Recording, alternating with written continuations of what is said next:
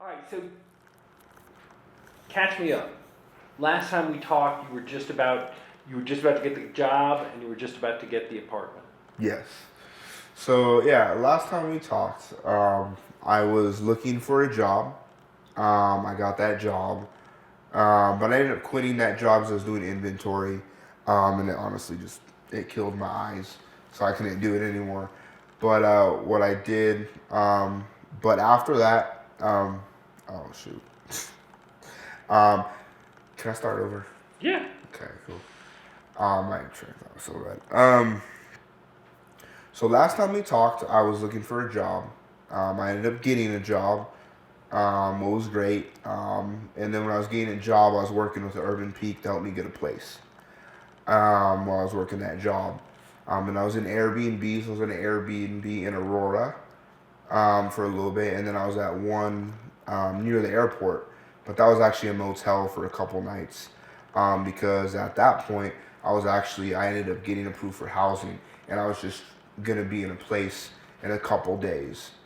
Um, I was working with my housing navigator, really cool guy, John, and so he got me into this place. So I got into here, what was awesome. Um, and then I'm on a graduated rent program. What pretty much how it works is 10% of your rent, and it goes up each month. So like a couple months ago, I paid 10%, right, and that was 147. Now this month it's $297. I just rounded up to 300. And then next month I think it's 447 or 57 and something like that. And it just goes up 10% each time until I get to 100%. So it's a really good program to help me kind of just adjust. Where I'm paying rent, but I'm not paying a ton. So it helps me graduate to like being fully sustainable as an individual. And it's nice considering not paying that full amount and honestly getting on your feet. It's just a lot easier. Also adjusting off the streets instead of having to pay full rent right off the streets. It's a lot easier, especially with a full time job. But I ended up quitting that job. Now I'm working security. I'm doing training right now. So hopefully, after the training, I'll be working on the light rails for RTD. But RTD is the trains pretty much in Denver. So that should be fun. But that's where I'm at right now. Um, Is that pretty good? that was pretty good. I was I going to think ask I'm about the getting better job. at I was this. let's talk a little bit about the job for a hot second. Mm-hmm. Okay. Like Which one, the security or the other one, and the why I previous quit? one, yeah. Previous one. Okay, I have a couple reasons. Are you ready? Right. Okay. So I ended up quitting my previous job because I was doing inventory and it honestly just really hurt my eyes. I'd get home from work and had headaches. Just because I worked with diesel parts and I'd be looking at numbers and it would be like A, B, C, D, right? And then you have like A, B, C, D, F. And you'd be looking at all these different numbers and they pretty much the same and I'd have to reorganize them and stuff. And it honestly just gave me a headache and I couldn't do it anymore. And also, my boss there, she was really cool, but it's like after I got into a place also, because I was still working there for a little bit after I got on my place. Um, Me and her, we kind of a little bit of like we didn't have an issue, but like she was very personal, what is fine, and it was nice when I was getting on the street when I wasn't in a place, but when I did get into a place, when she's asking like how's your apartment and stuff, and kind of getting personal in that area, like to me, I don't really like that. And so I just felt like she was just getting more personal the more she got to know me. And I don't really like that with my bosses. Especially she's a female, what's fine. I don't have a problem with that. But like how I was raised also is like, especially in manufacturing, you're supposed to take care of women. And so in a sense, when she's teaching me stuff, right, I'm supposed to open a door for a woman. That's how I was raised. And like when I do that, I can't do that at work. And so when I have a boss who's a woman who's, at my job, um, and she runs the warehouse. To me, I really struggled with that. Just trying to figure that out. So that kind of killed me. I wasn't used to that, but you know, Tell me a little bit more about that. Like about what, like how sort of what you're describing sounds like chivalry. Like, oh, this is the yeah. etiquette. So when it came to my boss, um, and working with her, I was taught to be chivalry, and people say chivalry is dead, right? I don't believe in that. I do believe in that, to be honest, with a lot of people, because I do think it is. But I also think that there are people who still have that, and I feel like I still have that. And so, like, from that perspective, like, I think women, they can do some great stuff. I'm not saying she can't do her job or anything. I think women are very strong women. I think they can do a lot of stuff, right? But for me and how I was raised, it's very hard for me to work with a woman in the same industry. Like, she's doing physical work and I'm doing physical work. You know, it's just hard for me because I feel like as a man, I got to do all the physical work and then I still got to come home or, for example, my boss, I still got to treat her like a very, you know, beautiful woman that she is. And so that also made it hard because I would be trying to, how do I explain that? Working with her, I would try to be a man, but I'd also try to help her. And it's just very hard to separate that and get work done while you're also trying to also help the woman out. And I had two female bosses, so it was hard for me. Yeah. Okay.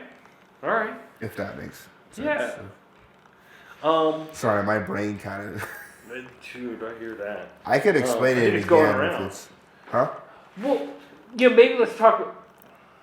I felt At like. the time, the job seemed like it was a huge, big deal. Oh, it was.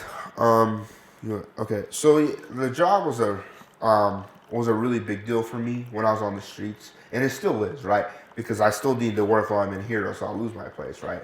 That's not gonna happen. But I'm gonna make sure I keep it a good record.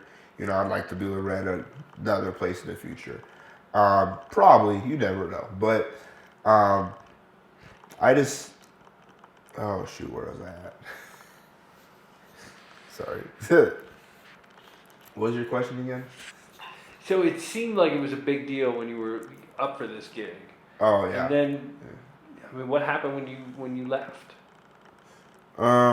So when I left the job, so the job I was working for, it was really good for me, to start because I needed a job. And if I didn't have that job, to be honest, I never would have gotten this apartment because I had a housing voucher for what would cover this rent, but I also got to have like 3.5 times the rent, right? So the housing voucher would cover it, but I also still had to qualify for that. So if I didn't have that job, I would never got this place. So that job was a key for me getting into this place.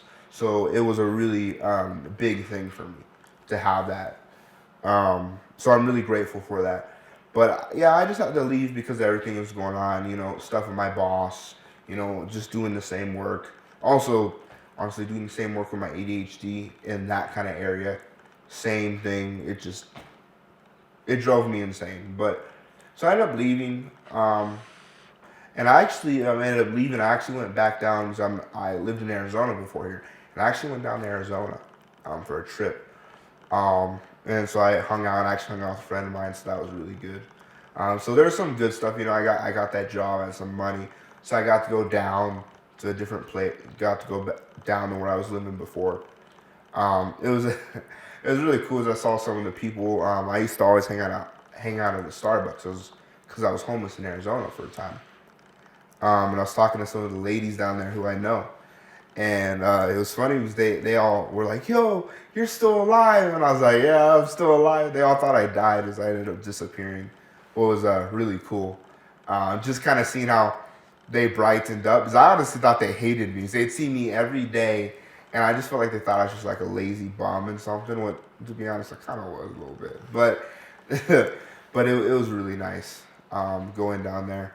So there was some good out of quitting the job because if I would have stayed at that job, I would not have been able to go down there in that time and see how that people actually did appreciate me. It was hard to see it when you were homeless that people actually thought I was cool because they really did. I was talking to them. They talked to me like I was normal. So I had a place and everything, and so it was really cool. But then I came back up. I just chilled for a little bit. Then I ended up getting a new job. So I'm working for a security company. What's really cool. But right now I haven't started the security thing, just because I'm in training right now. So hopefully I get through the training. Hopefully I don't get too bored, right? Get washed out. But I'm getting paid for the training, so that's a good thing. So yeah. And yeah, the new job you said is as a security guard on the Yeah. trains. Like, what's that work gonna be? So I'm at my security job. I'm gonna be working on the trains. And then what I'll be doing is just kind of hanging around, seeing customer service, being a friendly face. If someone passes out, I'm CPR trained. To be honest, I love people, but if they end up passing out, I'll probably just call 911 and pray for the best. Because I'd probably kill those. I'd probably accidentally. I probably wouldn't do it properly, in all honesty.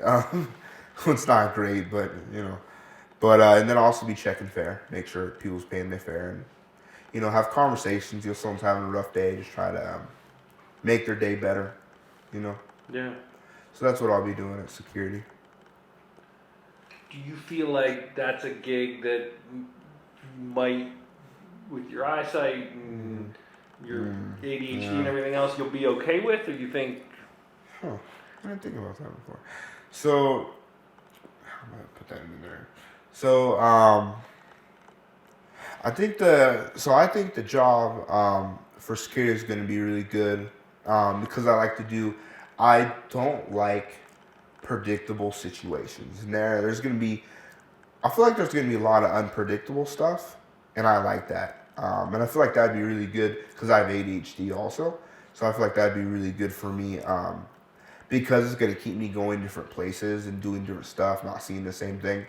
Because I don't know, if whoever's viewing this knows this, people with ADHD, at least my experience, you can get bored pretty easily with the same thing. And so when you get different situations, it definitely helps.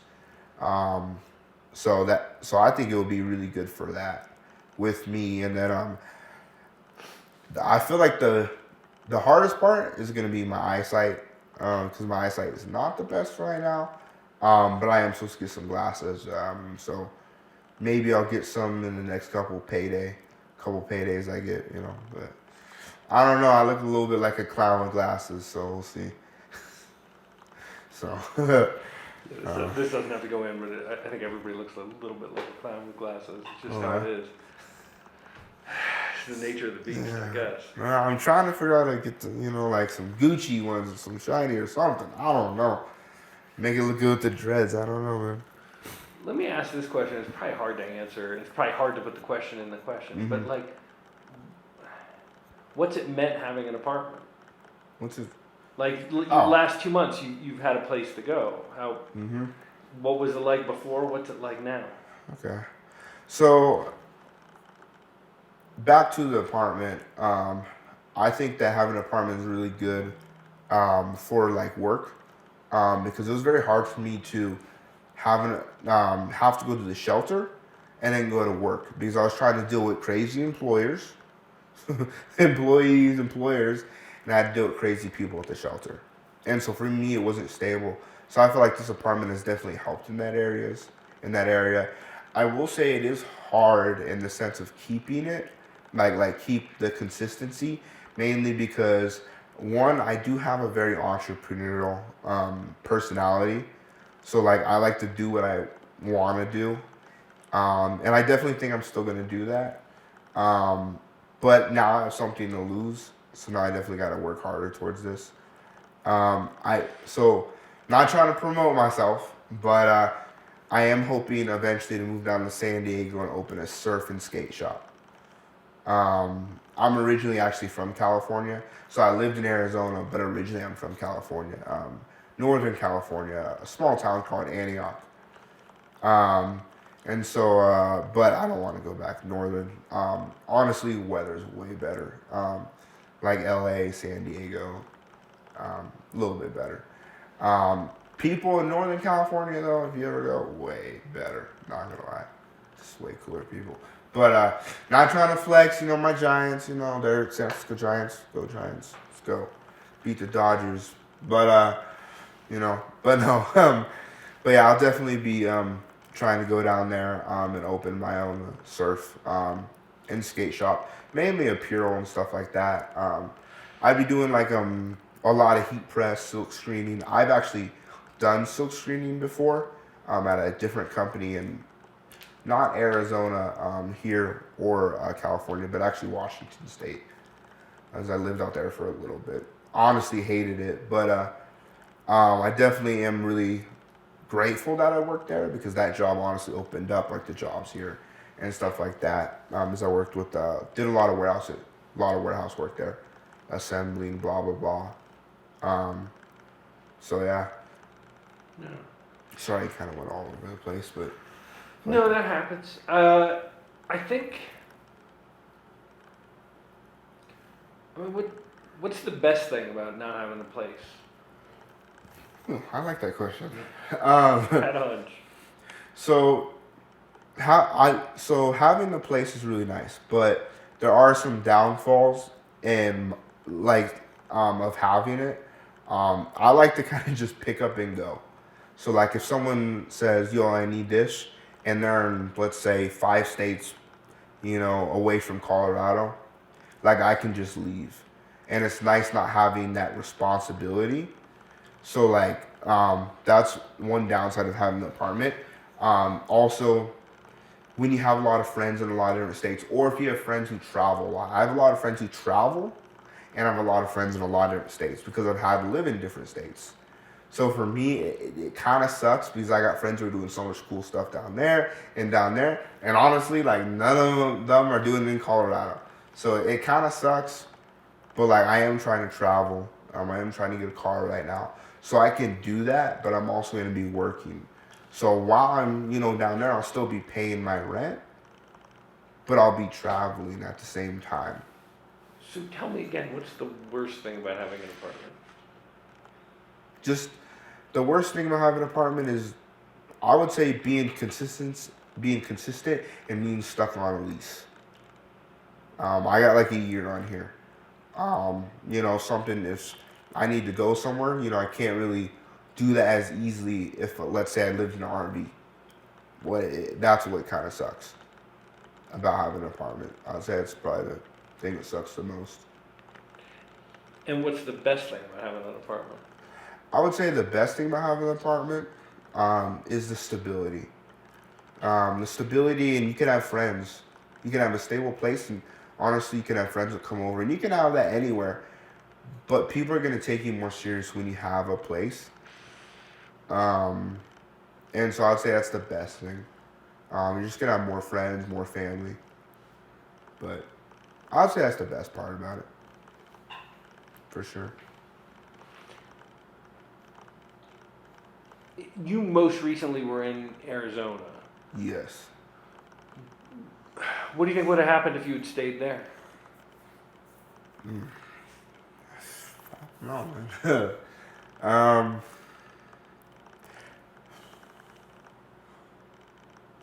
Shoots.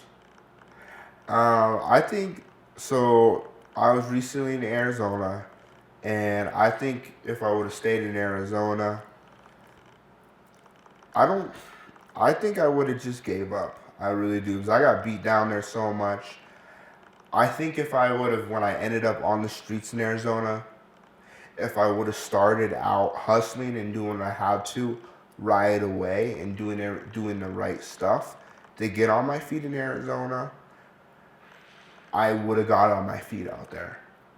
But I made too many mistakes and honestly said some not the best stuff to people who were trying to help me, where the people who could help me didn't want to help me. So I kind of I shot myself in the face. Um, and so I would say I would still be on the streets, and I probably wouldn't have got on my feet just because I shot down every bridge. If I when I got kicked out of my apartment in Arizona, if I would have went in and I would have been nice to the people who were trying to help me, would have done what they said, I could have got on my feet, but I didn't. So Tell me about that, getting beat down on the street. well, so not like physically get beat down because I'm a beast, looking at not many people can beat me up. I don't look big, but I say I lived in a military family. It's not hard. It's very hard to beat me down. It really is. But I was beat down in different areas. Just failure. Like I'm a person where if I say I want to get something, I get it. And when I failed, and I was there for about a year, and I just failed every day. Eventually, it just kind of gets to you, you know. And so that's how I got beat down. And then the heat too. I like the heat, but being homeless in the heat wears you out so fast. And so that also really destroyed me. So it really just beat me down. And so I feel like that. And honestly, there's so many resources for showers and stuff. There's lots of food in Arizona, good food. And that's the one thing I gotta say. They do a good job at. But everything else, not really. Like I could take a shower like twice a month at Central Christian in Mesa. They had a big feed. They had like clothing. They had showers. So like considering I could take a shower twice a month, and the rest I gotta use baby wipes and stuff to try to at least look presentable because I don't have money. Or even when when I was working on the streets out there and had money to buy like a gym membership or something like that, it was hard because like okay, that $10, yeah, I could, or $20 a month, yeah, I could spend it here. But what's more important? Getting baby wipes that'll last me a while, and cleaning or using a rag or finding something to clean myself and take a shower, and then pocket that money for food, or maybe that job needs to get new clothes or whatever it is. And so it was hard. So a lot of times I would pick the food over a shower. And it was hard. And it's hard to be consistent. That's the other hard part is on the streets of there. It's very hard to be consistent.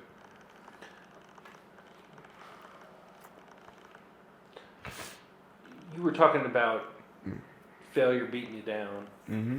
So I want to flip the conversation a little bit. What does success look like to you? Like, what's your dream? What's my dream? Yeah. So my dream honestly is to open that surf and skate shop. I was trying to do music, but honestly my love for music just kind of went out the door. I like music, but I really just don't like produce anymore. It got boring. It's just too repetitive for me nowadays. But I really like colors. I really like the cultural art. I really like fashion, like clothes and stuff. Like I like vintage clothes. So like my dream is to open a surf and skate shop for like apparel or like a skateboard. Someone bring a skateboard in and heat press it, screen print it, kind of design the art. They kind of tell me what they want. I'm like, all right, cool. I'll either design it, but honestly, I'm not a great designer. I'm not gonna lie.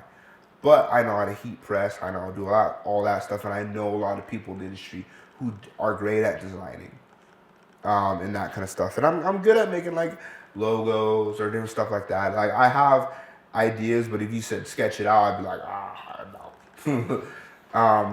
I'm not that kind of talented, but yeah, I really love to make like just clothing and art. I just love how you can there's so much cool colors in the world, and just blending it all together and just using shapes and everything. It's such a cool thing. And like music, you can only go so far, I feel like, in it, and then stuff just starts sounding the same. But with like making like T-shirts, art for that, I would say there's no limit. There's absolutely no limit. It's just impossible to have a limit on that. And I just like the limitless, reach for the stars, So So what's your next step to make that stuff happen? So right now I made a little bit of a prototype website. My next step after that is, so in all honesty, right now I need to get a car. And then when I get a car, I need to get the machine equipment. Because what I'm trying to do with this is I'm trying to go all portable. So I'm trying to get all the machines and everything, portable generators and all that, and then get like a tent, almost like a military camper tent where it closes everything. Because I don't want like dust or any sand or whatever's around getting in. So I want it to be enclosed, right? Temperature is also important, but I can get the temperature in a nice enclosed tent. And I just want to make it portable. So my shop, I want it to be portable. I can print this equipment wherever I'm at, because I'm looking at printing it and then go out and sell it, right? And honestly, if I'm doing surf stuff and skate stuff like Denver, I'm sure I could sell skate stuff, but like not surf. And I'm honestly, there's gonna be a little bit of skate, but it's mostly gonna be surfing stuff.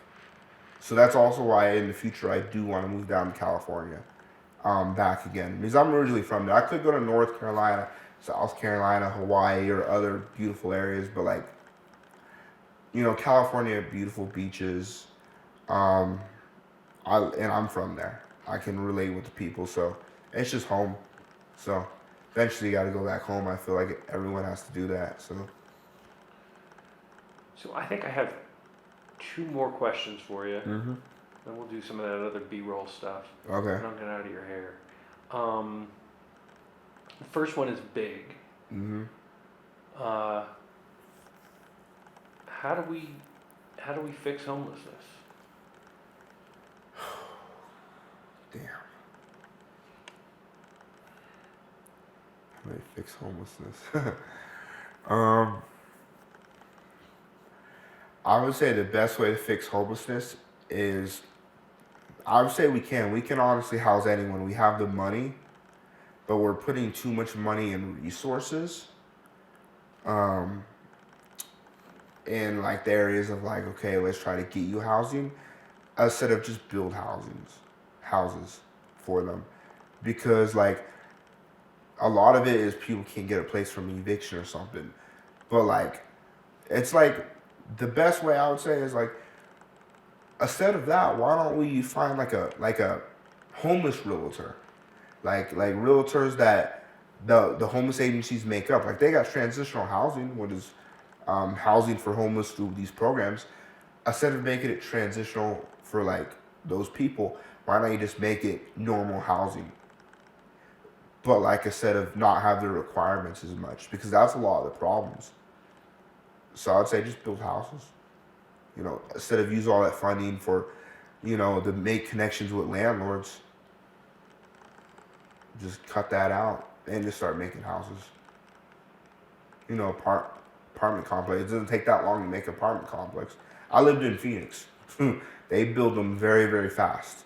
You can build them on, it doesn't take that long for a huge complex. And let me ask this question.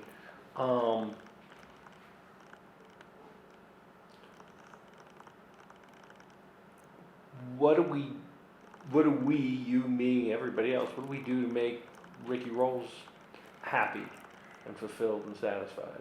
Me? Yeah, you. No one can make me happy, to be honest. This is how I see it, right? So no one can make me happy because one, and it comes down to my faith, right? As a Christian, right? Like no one can make me happy but God, right? So no one on this earth, nothing from this earth can make me happy, but God can make me happy, Like, also if you want to, like, this is also a thing, right? My apartment, I'm grateful for my caseworker. I really am. But this is how I see it, right? Is that my case manager, he did so much, but the one who honestly did all of it is God, because it's Jesus. Because at the end of the day, right?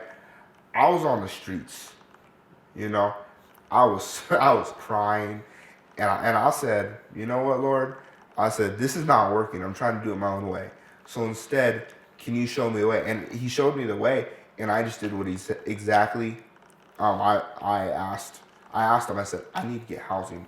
I want housing. I literally said that to him, and everything fell into place.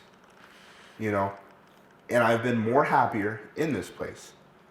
So, but at the end of the day, it's not the place that makes me happy. Because some days I hate this place. I ain't even gonna lie. But it's God. But when I'm in a relationship with God, it's just so much better. It really is. Sometimes I was happier on the streets because I had a stronger connection with God, because I had nothing else to put my faith into. but God. Having this place, I put my faith sometimes into a structure, and every time I do that, it fails. So I don't think anyone can make me happy, not on this world, but God can. Jesus can. So that's my answer. All right. So this opened up another question for me. Is it okay if I ask you? Yeah.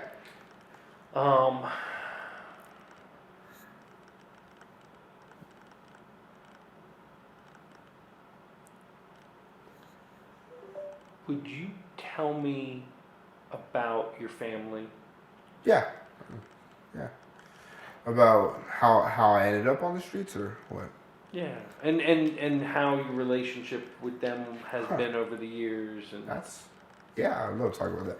So, so my family, right? So I was adopted. I don't know my biological parents at all. My adopted family, so it's complicated. So I was adopted, um, and let's just say, I'm not gonna lie, they made some mistakes, but I made some mistakes. I did get in a lot of trouble. Okay, I was that kid at school who would jump up on the table and start dancing. I was that kid who would try to fight the principal, and it took me a long time to see that. It would honestly until like a couple months ago. Realistically, I thought they were terrible people, right? But we're all terrible. We all do terrible acts. If you really want to think about it, we're all people. We're all bad people who do good acts. That's how I see it, right? Like, I think we're all wicked. We do a lot of bad stuff, but we also do good stuff. But I don't think the human race, in all honesty, that we're good. I really don't. But I think that we make good. We can do good stuff, but we do a lot more bad. And at the end of the day, it comes down to my faith. But besides the point, right? We just it was hard for me coming in to a new family who didn't understand me. Was hard, and I acted outwards because of that. I became violent. And over the years, I tried, but it just didn't work, and I got kicked out. So I ended up on the streets. I hated them. I tried to curse them, and I'm truly ashamed of what I've done to try to do that. But it wasn't until too long ago, about 3 months ago, my buddy told me this, and we're not actually friends anymore. We had a falling out, unfortunately. But I'm grateful for this. He said, because he had a problem with his dad. He said, give them a call. So I gave him a call.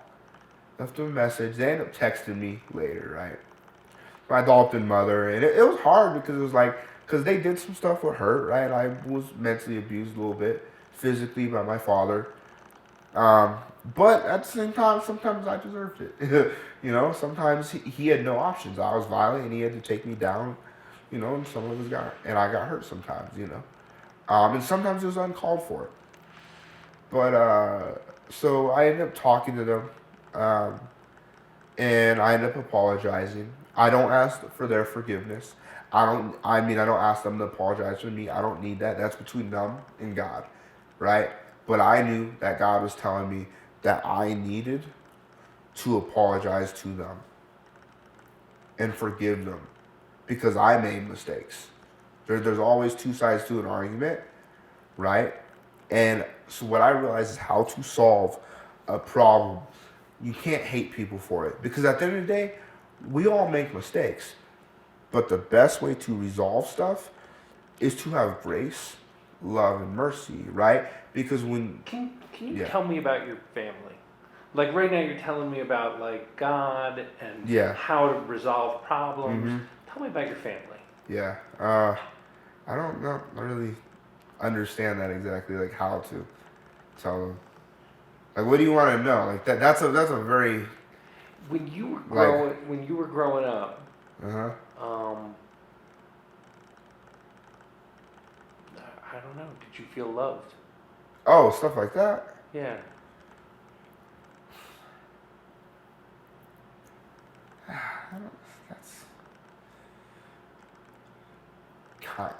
Yes and no.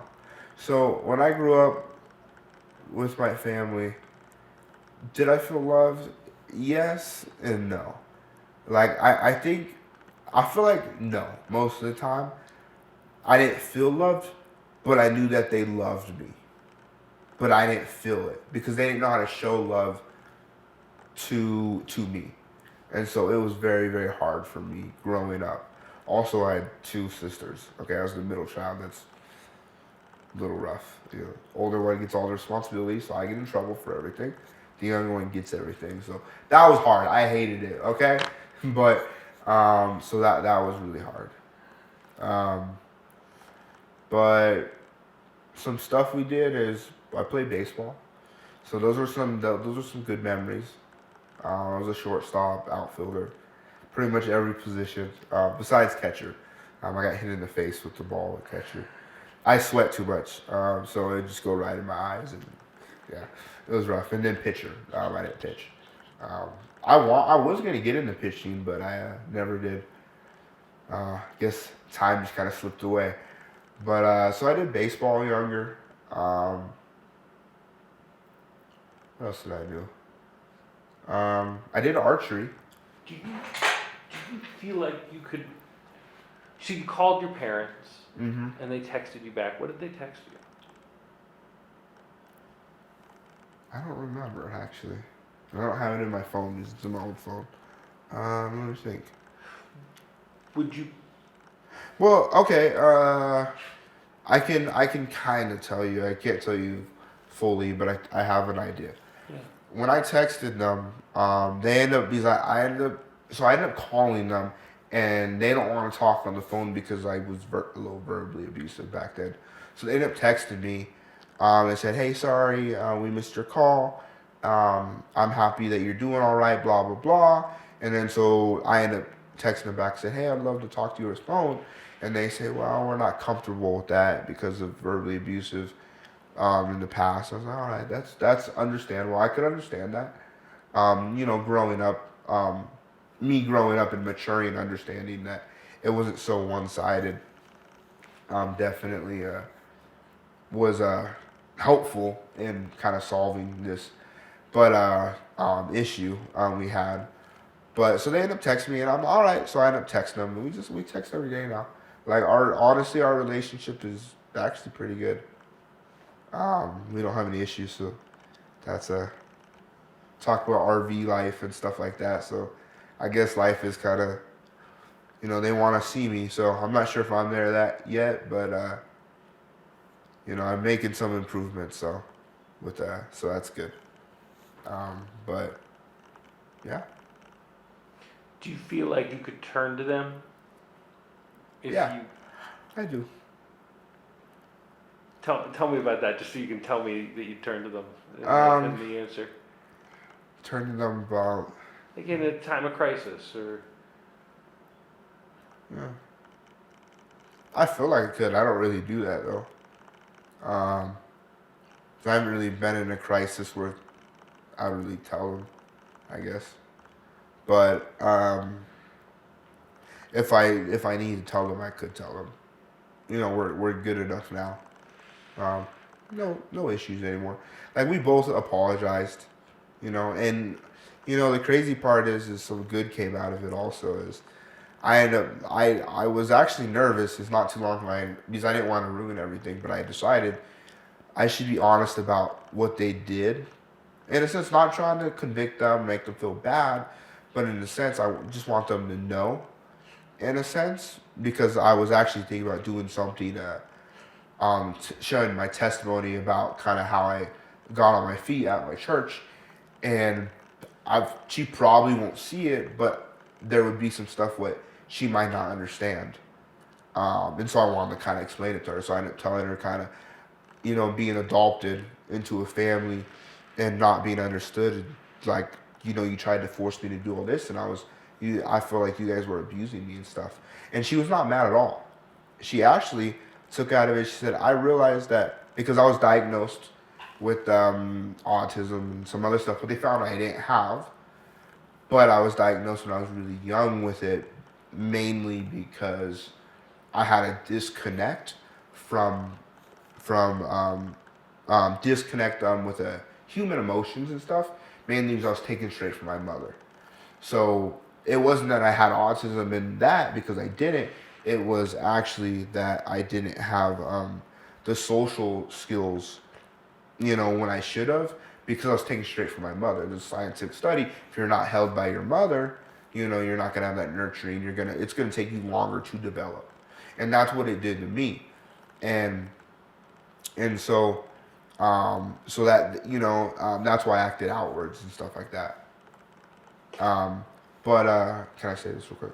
But out of all that, she ended up telling me, she said, what I realized is that we tried to do all this different stuff that these doctors said to make you perfect. Like, we tried to turn you into something you're not. So when I meet other people because I know a lot of parents who have kids who, are struggling, I don't tell them to medicate them. I don't tell them to do anything. I tell them, just love your kid. Because at the end of the day, whatever they're going to tell you, it doesn't work. And so out of everything they did, because they tried to medicate me, they tried to do all this stuff. Out of all that, there was good that came out of it because she ended up learning, and now she learned from me that trying to change people for something who they aren't isn't going to help nothing. It's just going to make stuff worse. And so I'm grateful about all the bad stuff that happened to me because it ended up teaching me stuff and teaching her something where it's impacting the world, I think, in good. So I'm grateful for that.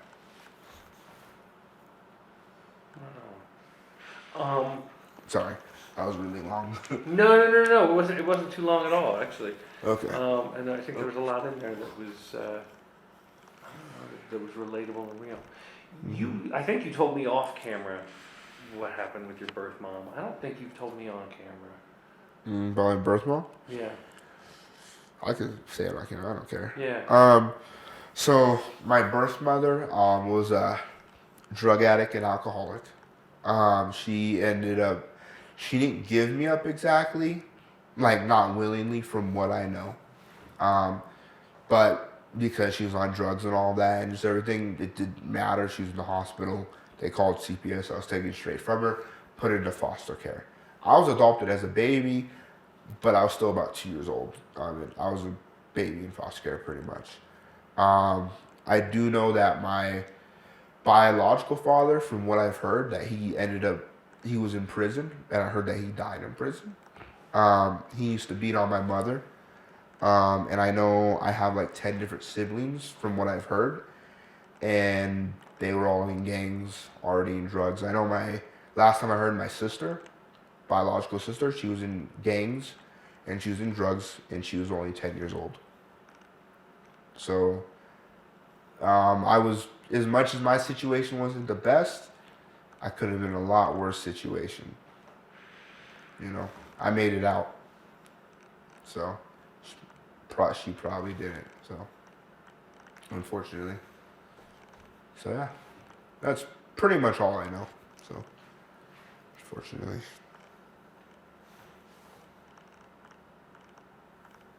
I really appreciate you talking about that. I wish I knew the names. I'd go find them. The state won't give me the names, though.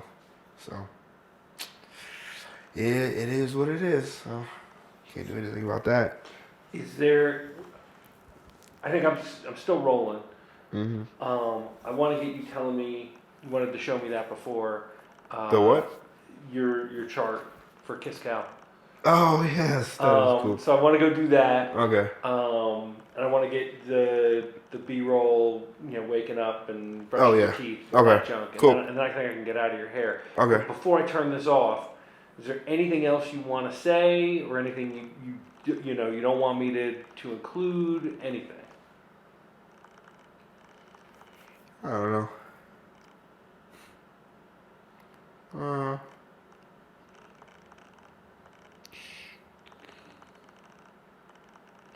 don't know. Just trust God. That's about it, I guess. So, just trust God. It helps. Not trying to be a preacher. You talked about faith a lot. I don't think I've asked you any questions about it. I know. I try to be careful on it because I try not to push stuff. But it is like something I could talk about it all day long. I'm not gonna lie. I mean, you could talk about anything all day long. I've learned that hanging out with you. That's true. But let me ask you: was there a moment when you discovered God? So, I've always believed in God to an extent, I guess. But what I never experienced was supernatural stuff in a sense. So like what I mean by supernatural isn't like when you hear like crazy people talking about it. That's mine was more of like so I can just I'll just tell you my testimony if that's all right in a sense. So I was in Arizona. It honestly started in Arizona and then came up to here. But I was in Arizona and I was on a corner, a Christian community center actually. It's the only place I could sleep safely, where I wouldn't get kicked out by the cops or security. And I was on a corner in C3 and I was struggling. Like I wanted to kill myself. I was pretty low. And I ended up, and something in my head, it was like a couple days before, someone told me, when you talk, he asked me, do you believe in God? And I said, yeah. He said, when you pray, get on your knees. And I was like, get on my knees. I don't know how you talk to God. And it doesn't, but certain stuff can't help. And he said, get on your knees, because when you get on your knees, you're putting more attention towards God, and you're paying more attention. And so I ended up doing that, because in all honesty, when you bow on your knees, you do feel like you could focus more. When you're on your knees and you just put your head down on the ground, it's just like you're blocking everything out. So I ended up doing that, and then just after, I just start crying. Like I just cry, and I never cry. That's the thing. It's very odd for me to cry, and then I just feel really good right after. Like I was listening to like a ton of awesome Christian music, and I was just super happy. Right after wanting to like kill myself, just quick switch. Right? And then I go through a little bit of rough patch, and I'm, after that, because the heat was getting to me and stuff like that in Arizona when I was on the streets. So I ended up moving out there to Colorado. I get a Greyhound, and I go to Colorado. And I end up going to a church, Red Rocks Church. It's in Lakewood. I go there on Sunday. Don't really notice anything on Sunday, but there's a young adult group that I wanted to go to. So I go on Thursday. That's the young adults, and I meet this girl named Sky. Sky, very cool young woman, has huge spirit in her, right? And she ends up giving, at the end of all the worshiping and hanging out and just community, she ends up giving me a hug, right? And it was weird because when you get a hug from a woman, it feels really good. It really just does. When we're very nurturing, it feels really good. But it was a different kind of hug because I could feel a hug, but like it wasn't from her. There was so much warmth. I was like not in a different universe. Like I can't say like I left outside of my body or anything like that. But there was so much love that no human could give you. It honestly scared me. I ended up running from the church because I've never felt love like that. And I ended up crying. And then, because I had really bad depression, anxiety, like in a sense where I couldn't work. Like I would work, but I would shut down. I'd start crying. Like I'd be super depressed. 24/7. That was my whole life, pretty much. And so about 5 days later, my depression goes away. Like for a whole day, I'm happy with. Even that's rare. And anxiety just goes away. Then just about a day, cool. And that just goes away. A whole month. I'm doing great. No depression. Everything.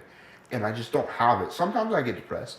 But I get depressed like once a month compared to every day. Maybe one good day out of the year. Now I get maybe 4 bad days out of a whole year. Maybe a week. Out of a whole year. I'm joyful and happy most of the time. Like that's pretty incredible. Like that's not like that was my experience. So it was crazy. And the crazy part is someone told me the same story happened to him, but it happened to him who's an addict. He was an addict on coke. Same situation as mine. About something happened. 5 days later, it just stopped, went away. But his was with drugs. Mine was with depression. I never thought God cared about someone who had depression, but He does. Same thing. There's no difference. So that's what happened to me.